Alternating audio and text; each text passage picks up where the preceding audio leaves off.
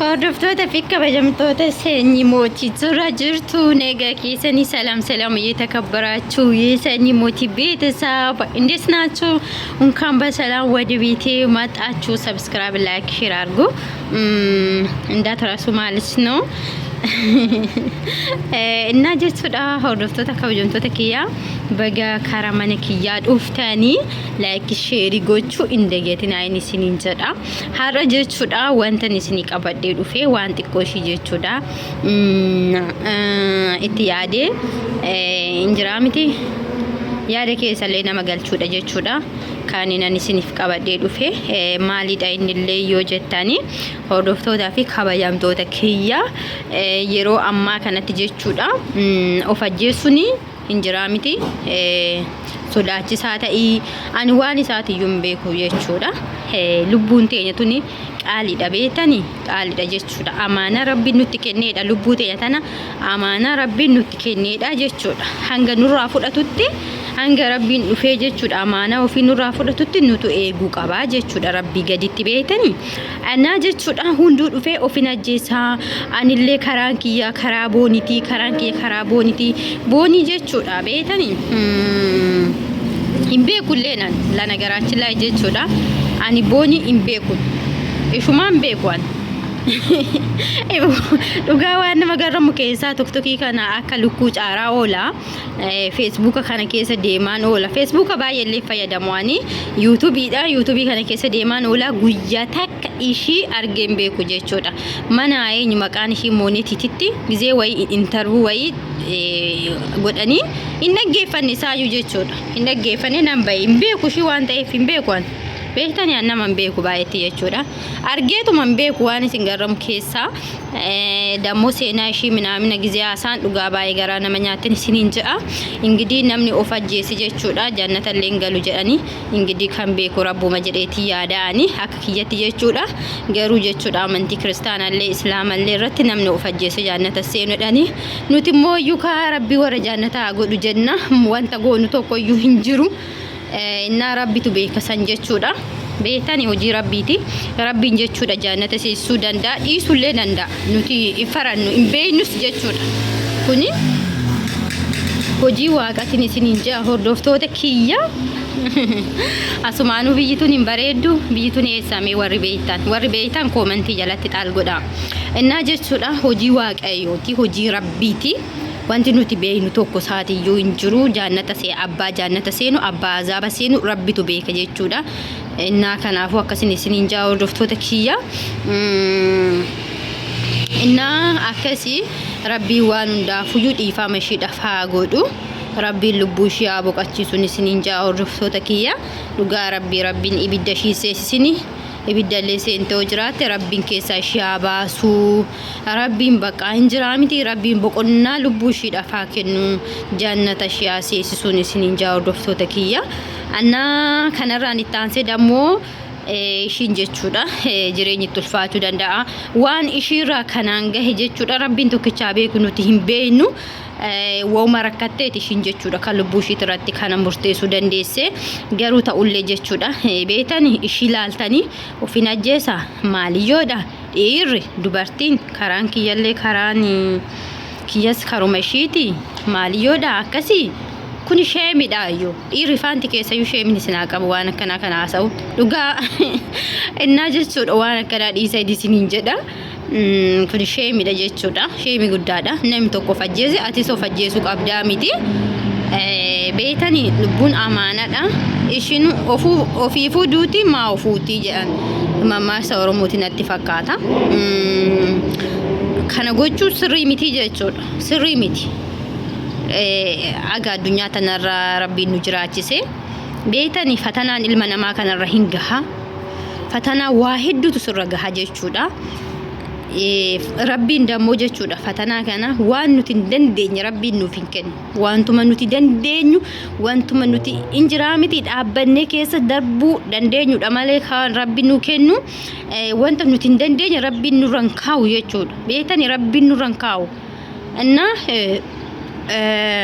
kanaafuyyuu sirrii miti isiniin jaa hordoftoota kiyya. Lubbuu ofii baasu sirrii miti. Fatanaa dammoo hundinuma fatanamaa nama meeqatu jechuudha injira miti fatta nama jechuudha nama meeqatu rakkata nama meeqatu beeluu bulaa nama meeqatu nama jaalatuun kadda'ama ifaajee ofii waggaa meeqa dalagee nama meeqatu maallaqa namatti kennee kaaddama nama jaalatanii nama amananii haadha fi abbaa ofiitiin jaalallee ofiitiin jaarsa ofiitiin nama meeqatu bakka injira miti fatanaa hedduu keessa seenaa dadhabanii keessayyuu shamarran biyya ambaa kun jechuudha biyya ambaa kanatti dadhabanii waa hedduu ta'anii jechuudha waa hedduu ta'anii geeruu jechuudha akkasittuu fidanii akkasittuu jechuudha waan ishii jalaa balleessanii isiniin jaa hordoftoota kiyya silaa wanti kun ta'uyyuu hin qabu ture garuu jechuudha ilma namaa kana immoo erga itti fakkaatee erga bakka wanti kun isaan gammachiise lana garaachillaa jechuudha waan har'a hojjetatan kana boruu hin hammattan boqqolloo facaafatanii xaafii hammachuun hin jiru xaafii facaafatanii boqqolloo haamuun hin jiru siraana facaastee qamadii eeguun hin jiru waan facaaste hammatta jechuudha addunyaan tun immoo jechuudha ila addunyaan tun jechuudha iddoo fatanaa nuti itti fattanamnuudha iddoo fatanaa jechuudha fatanaa kana keessa yoo darbitani rabbii keessan kaaliqa isin uume saniin illee wal arguu dandeessan yoo jechuudha laala addunyaa tanarratti isin lubbuu namaa balleessitanii ganzaba namaa nyaatanii dhiiga namaa nyaatanii dhugdanii achi kaatanii dammoo san biraa darbee kidatii irratti jechuudha kidatii jechuun wanta akka kidatii lubbuu namaa jechuun nama kana cabsu hin jiru jechuudha nama amantaniin kaadamuun wallahi jechuudha hin beeku akka kiyyati jechuudha nama amananiin kaadamuurra injira miti namni alaa namni atin beeni waasi godhu wayya innaa kanaafu jechuudha kan hunda gootanii rabbiin biratti jechuudha jazaan teessan isinii teessila isinii teessi jechuudha warri lubbuu namaa balleessitan warri haqa namaa nyaatan keessayyuu jechuudha hattuun ijoolleen jechuudha haqa namaa nyaatan deebitanii dammoo akka namni sun of ajjeesu gootan wallahi jechuudha isinii teessi addunyaan addunyaa fatanaati iddoo itti fattanamaniidha la iddoo itti fattanamtaniidha boru jechuudha waan hojjetatan addunyaa tanarratti waan hojjetatan hunda isaatu ni hammattan rabbii waan biraa isinii dhiisuu danda'a haqa namaa rabbiin isinii hin dhiisu jechuudha rabbiin haqa namaa isinii hin dhiisu jechuudha zaalim addunyaa zaalima tana jechuudha wallahi jechuudha of ajjeessu miti osoo rabbiin jechuudha dafee addunyaa tanarraa nama galchee bareedudha of ajjeessu osoo hin ta'in rabbiin jechuudha ga'ee jedhee addunyaa tanarraa nama fuudhe wallahi bareedudha addunyaa zaalim addunyaa jechuudha bakka haqni itti baddee hinjiraa miti kijibni jechuudha itti wannoo ta'e bichaadha jechuudha hattuu bichaadha jechuudha garuu